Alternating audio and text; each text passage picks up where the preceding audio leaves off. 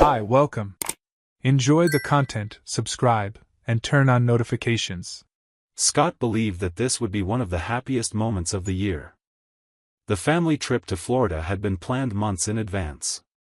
Rachel enthusiastically suggested the hotel, and the boys were counting down the days until they could visit the water park nearby. Everything seemed to be falling into place. He had managed to get a rare break from work, and Rachel, despite her heavy workload at the hospital, seemed genuinely excited about the pause. When they arrived at the resort, Scott snapped a photo of the family and sent it to his work group chat, saying this was the kind of rest every programmer deserved. His smile in that picture was real. It still was. On the first day, between swims in the pool and walks around the hotel grounds, Rachel pointed to a man in a blue t-shirt and said he looked familiar. Later, as they returned from dinner with the boys, the same man approached and introduced himself as Grant Taylor, a sales representative for a medical equipment company. He said he knew Rachel from a nursing conference that had taken place years ago in Chicago. Rachel laughed and confirmed it, saying it was a small world. Grant was friendly, charismatic, and quickly struck up a conversation with the boys, offering tips about arcade games in the recreation room. Scott thought the coincidence was strange but stayed quiet. He trusted Rachel. Or at least, he thought he did. The next day, Rachel spent most of the morning at the pool with the kids while Scott relaxed at the swim-up bar. At one point, as he discreetly watched, he saw Rachel talking to Grant again, both sitting on lounge chairs, laughing. Caleb was playing in the water, and Matthew was on his phone. Scott tried to ignore the growing unease. He told himself he might be overreacting. When Rachel returned to the room that evening, she seemed light. She took a shower, got dressed, and suggested they have dinner at a nearby restaurant. Everything went as expected. But that night, when Rachel said she was tired and preferred to sleep early, Scott decided to go out alone and walk around the resort. He didn't have a specific destination, he just wanted to clear his head. As he passed quietly through an outdoor corridor leading to the parking area, something caught his attention. Two figures near one of the pillars were embracing. The light from the street lamp clearly revealed Rachel's face, and seconds later, the kiss. There was no mistaking it. She was in Grant's arms, smiling, tenderly holding his face. Scott stepped back, feeling the ground give way beneath him. Instinct took over. He returned to the room in silence, eyes burning, heart pounding. He lay down on the bed, motionless, staring at the ceiling, waiting. The room was dark, but his thoughts wouldn't stop. Minutes later, he heard the door open gently. Rachel came in unhurriedly, took off her shoes, hung her bag, went to the bathroom, brushed her teeth. All with the casualness of someone returning from a light walk or a random chat in the lobby. She lay down beside him, adjusted her pillow, pulled up the blanket, and let out a soft sigh. She didn't even ask if he was awake. She just turned to her side, as she always did on ordinary nights, as if this one were ordinary too. Scott closed his eyes for a moment, trying to control the anger burning inside. He thought about getting up, turning on the light, demanding explanations. He wanted to shout, to ask how long this had been going on, where else he'd been deceived. But when he pictured the boys sleeping in the next room, Caleb with his teddy bear against his chest, Matthew with the blanket pulled up to his nose, he swallowed it all down. The betrayal was painful enough. Turning it into a spectacle in front of the children would be too cowardly. So he stayed there, motionless, listening to the calm breathing of the woman who, minutes earlier, had been exchanging affection with another man. Pretending to be asleep seemed like the role fate had assigned him that night. He accepted it. For now. The next day, Rachel was attentive, asked if he was feeling okay, offered him a light breakfast. Scott replied with short phrases, saying he just wanted to rest a bit. Rachel didn't seem to notice anything out of the ordinary. Or maybe she was pretending. During lunch, she mentioned going back to the pool with the boys. Scott said he preferred to stay in the room. As they left, he locked himself in and stared at the ceiling for long minutes. The image from the previous night played in his mind like a cruel movie. Later, he heard laughter in the hallway and, peeking through the curtain, saw Rachel returning with the kids. Grant was right behind her, holding a bag of snacks. Scott just watched. That night, he pretended to have a headache. Said he didn't want to go out, that he needed to rest. Rachel took the boys to dinner and left Scott in the room with a cold kiss on the forehead. When silence settled in, he got up and went to her purse. He'd never done this before. It wasn't something he normally did. But now, he needed answers. Her phone was there, plugged into the charger, on the nightstand. Scott picked it up with steady hands. The home screen looked harmless, with apps neatly organized in folders, routine notifications from messages and emails. But something caught his eye, a folder with a generic name, simply labeled Docs. When he tried to open it, the system asked for a password. He hesitated for a few seconds. Tried their wedding anniversary. Nothing. Thought of random dates, obvious passwords. Then he took a chance and entered the boys' birthdates, one after the other. The screen unlocked. Inside the folder was a series of screenshots, videos, audio files, and an archived message history. Everything meticulously organized. It was as if Rachel wanted to keep a secret diary of her parallel life. Scott began to read. Messages with Grant were sorted by date, accompanied by emojis, hearts, inside jokes. She called him "my breath of freedom," and in several passages, she described the boredom of marriage, Scott's predictability, her desire to feel alive again. One of the most recent messages revealed that the hotel meeting had been planned weeks in advance. Rachel had suggested the location and date. Grant replied with a winking emoji and a phrase that stuck in Scott's mind: "No one suspects well-rehearsed coincidences." In another exchange, Rachel said Scott would probably spend the day with the boys, giving them a few free hours. Further down, a conversation with Grant mentioned other similar encounters during past trips, and even plans for a future life without having to lie so much. The Florida hotel was just one among many. For Rachel, this wasn't new. It was routine. For Scott, it was proof that the life he thought he was living had been a carefully constructed, and cruelly maintained, illusion. The messages revealed a long-standing intimacy. And something worse, contempt for him. Rachel wrote about how predictable Scott was, how he'd never suspect anything. That hurt more than the kiss. It was the conspiratorial laughter with another man while her husband was treated like a fool. It was the feeling that his entire life had been scripted behind his back. He kept reading. Further down, messages with a friend revealed even more. Rachel complained about Scott mockingly. Said she needed to breathe with someone who understood her. The friend didn't respond with surprise, she seemed to already know everything. Scott put the phone back exactly as he found it. Placed it in the same spot and returned to bed. That night, he didn't close his eyes. Rachel came back with the boys already asleep. She lay down as if nothing had happened. Scott, lying on his back, stared at the ceiling, silent. The next day, he decided this would be the last morning he'd pretend to be the father of a family that only existed for the cameras. He asked to leave early. Said there was a work emergency. Rachel questioned him, but he didn't argue. The trip ended there, with heavy silence during the drive. The kids slept in the back seat. Rachel kept checking her phone.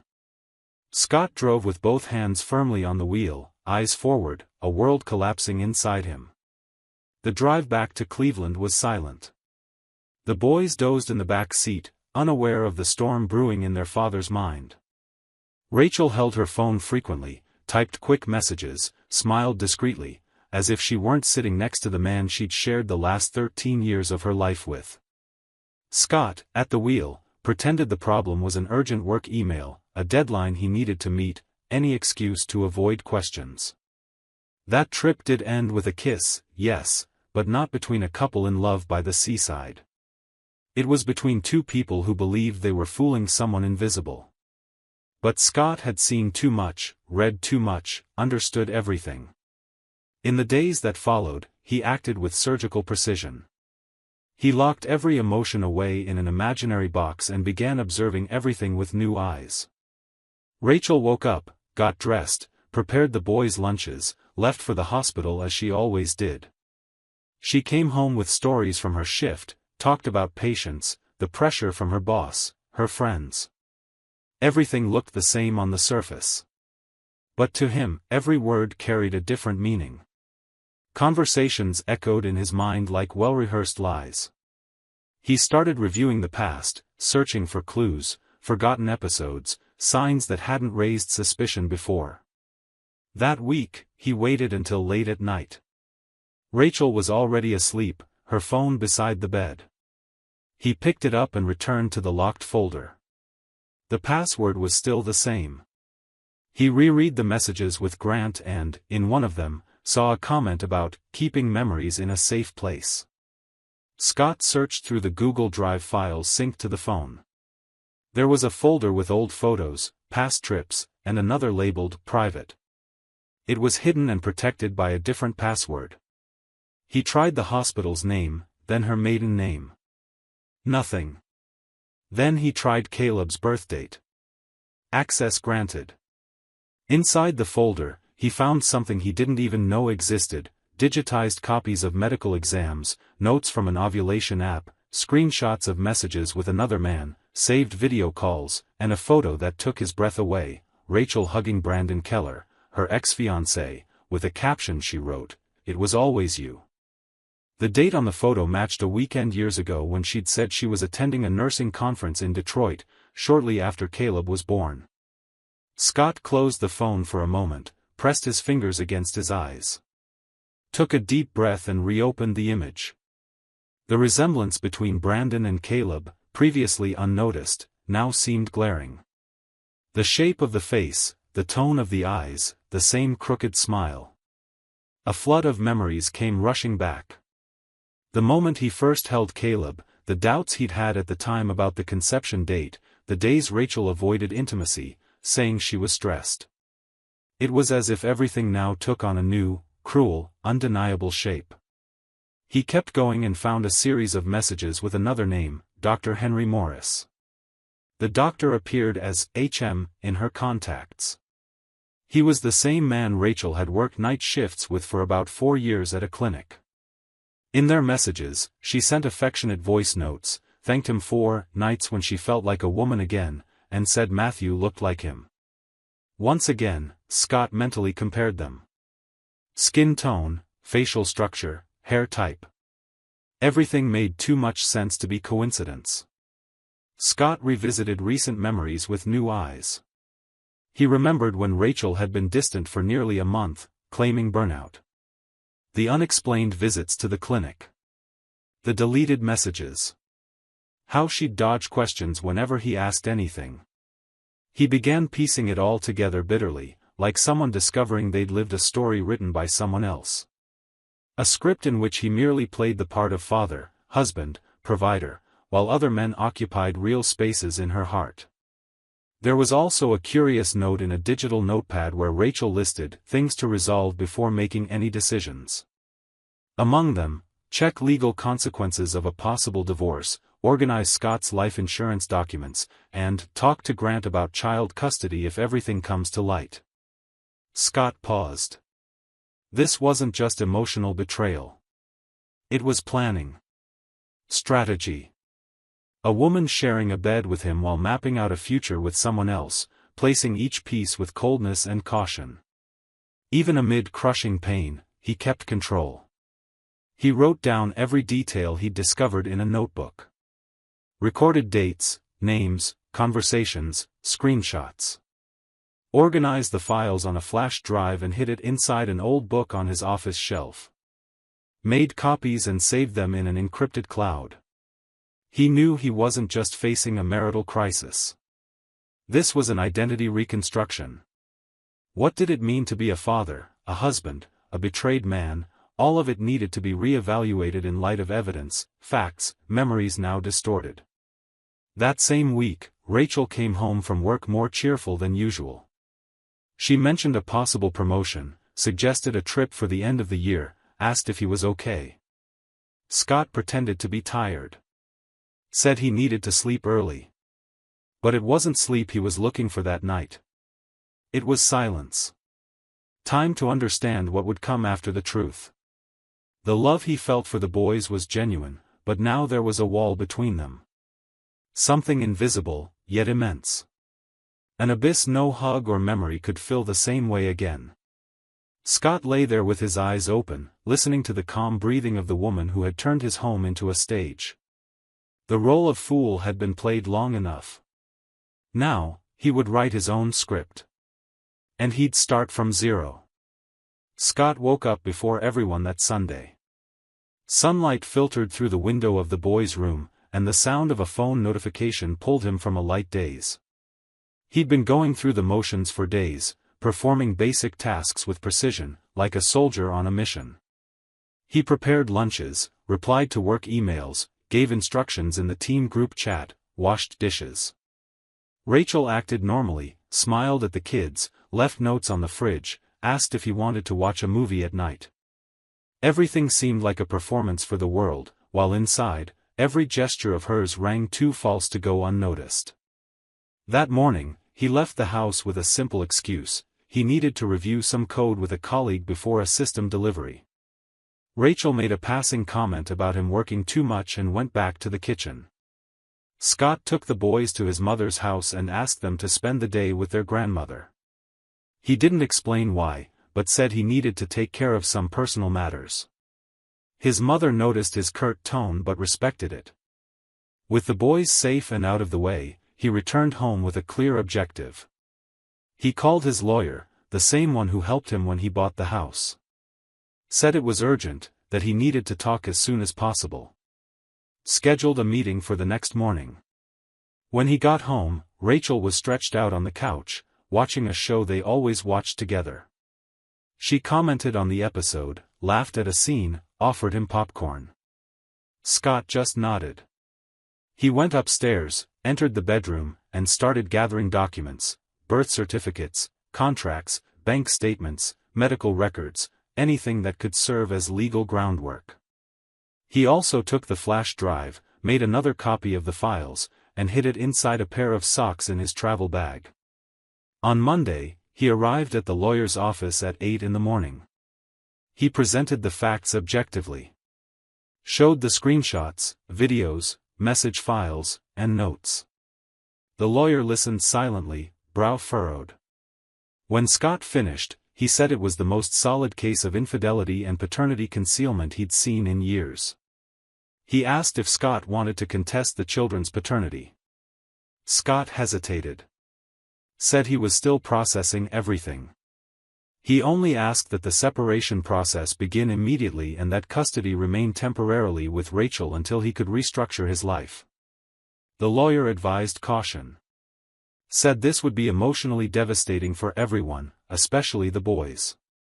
Scott agreed but warned, he wouldn't accept emotional blackmail or manipulation. He wanted to walk away clean, dignified, and at peace. That week, he started sleeping in the guest room. Rachel questioned him, but he said he was having trouble sleeping. Slowly, the boys also noticed the change in the house's atmosphere. Conversations dwindled, dinners grew shorter, glances avoided contact. On Friday, Scott came home with an envelope. He waited for the boys to go upstairs for their bath and handed it to Rachel. She opened it, skimmed the contents, and took a while to react. Asked if this was a joke. He replied he didn't joke about serious things. She laughed, a nervous laugh, and said he was overreacting. That they could talk, that they were going through a rough patch, but that it didn't justify ending everything. Scott stayed silent. Just stood up, pointed to the papers in her hands, and said this was only the beginning. Rachel spent the weekend trying to reach him. Sent long messages, cried in corners, said the kids needed stability. On Monday, Scott left the house with 2 suitcases. He rented a small apartment near work. The place was simple, but enough for him to breathe. During the move, he avoided looking Caleb and Matthew in the eyes. He didn't know how to explain yet. Just said Dad needed some time. The boys accepted it silently. The days that followed were hard. He left early, came home late, ate whatever ready-made food he could find, slept little. Loneliness wasn't the issue. The weight of what he'd discovered still crushed him inside. His time in therapy during his military service had taught him how to deal with loss. But this was different. He'd been betrayed by the person who claimed to love him, who shared his bed, who called him "my safe harbor," in front of the kids. Now, he was grieving the entire marriage, the tainted memories, the words that had lost all meaning. The divorce hearing took place 2 months later, amid heavy silence and avoided glances. Rachel entered with a closed expression, clutching a folder to her chest. Before sitting down, she asked to speak with Scott privately. He refused without changing his tone. Her lawyer tried to soften the terms, suggested he be generous, think of the children, make the process easier. Scott remained firm. Said he wanted half of everything: the house, the car, investments, accounts, valuables. He wouldn't give up a single thing. Rachel's eyes widened, surprised by the shift in his attitude. Then came the hardest blow: Scott demanded paternity tests for both boys. Rachel turned red, called it absurd, accused him of gratuitous humiliation. Her lawyer argued it would be traumatic for the children. Scott remained impassive. The judge, faced with the evidence presented and contradictions in testimonies, authorized the test. The results were read at a new hearing weeks later. Caleb and Matthew were not Scott's biological sons. The court, upon confirmation, revoked any child support obligation. Scott wouldn't have to pay a single cent. That made Rachel explode in outrage, saying he was taking revenge, that the children loved him. The judge upheld the decision, basing it on the principle of equitable estoppel, but acknowledged that, in this case, Scott had been intentionally misled, and there was no biological or voluntary, conscious acknowledgement of the facts. Additionally, Scott filed a civil fraud and intentional emotional distress lawsuit, supported by the legal doctrine of intentional infliction of emotional distress, IIED, valid in the United States. The case was judged months later, and he won. He received substantial compensation for moral and financial damages caused by years of deliberate lies. Rachel left that courtroom defeated, without the settlement she expected, without control over the assets she thought she'd have, and with her reputation legally tarnished. Scott, on the other hand, walked out with his head held high, his truth validated by law, his dignity intact. In the years that followed, Scott dedicated himself to rebuilding everything: career, routine, identity. With Rachel's children, the bond was abruptly severed. The truth spoken aloud in the courtroom shattered any illusion of continuity. Caleb and Matthew, though not at fault, represented a pain Scott still didn't know how to handle. There were no birthday calls, no Christmas presents. Not out of revenge, but self-protection. His constant presence might further confuse boys who'd grown up believing in something built on lies. The cut was harsh, but necessary. For a long time, Scott avoided any emotional involvement. He preferred to stay focused on work, evening runs, side projects. Only after nearly 4 years, while providing technical consulting for a school network, did he meet Melanie. She was a literature teacher and coordinated a digital reading project involving the system his company had developed. Their initial conversations were strictly professional, marked by direct emails and objective meetings. But at a corporate integration event, a comment about a Steinbeck novel became the starting point for a more personal exchange. Melanie had been divorced for 2 years and was raising Noah, a curious and polite 10-year-old boy, on her own. When she learned about Scott's history, she didn't pull back. On the contrary, she shared her own experience with a marriage that had also ended in disappointment. Between them, what grew wasn't immediate passion, but relief.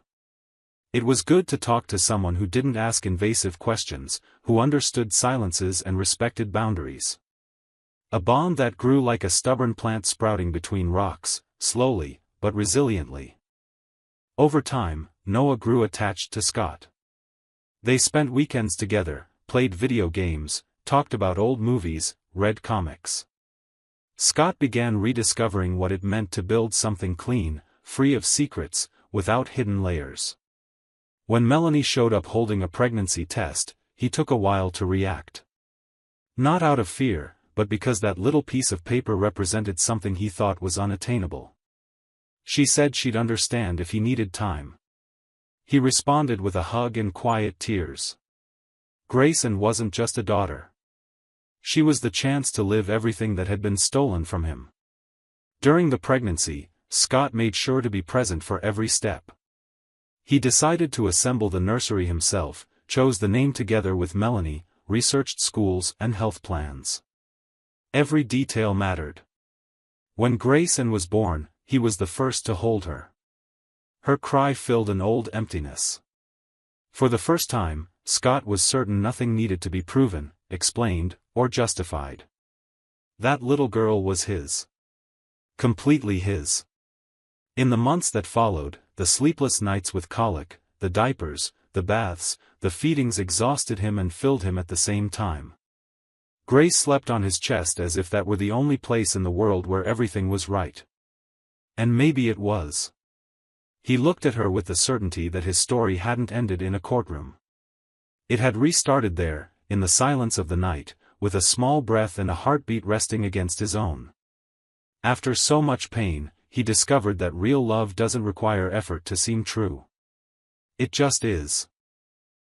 Thank you for watching the video.